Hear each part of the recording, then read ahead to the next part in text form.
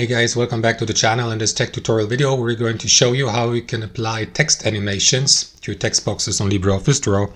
So let us dive into this. So start by entering or adding a new text box. You may do that here on your page on LibreOffice Draw by pressing F2 and by positioning your text box, or by using the Insert tab here at the top and by selecting text box. So now fill your text box with text.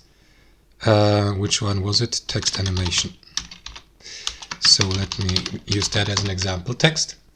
Next, highlight the text, right click into it, select Edit Style. And here on the left hand side, navigate to the Text Animation tab. And here you may select an effect, like, I don't know, scroll in.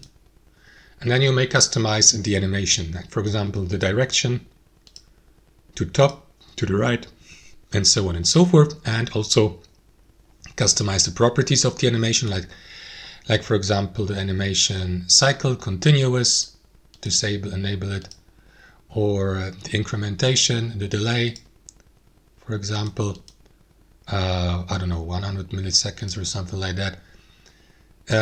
Click into OK to apply these changes, and you will see then the animation here.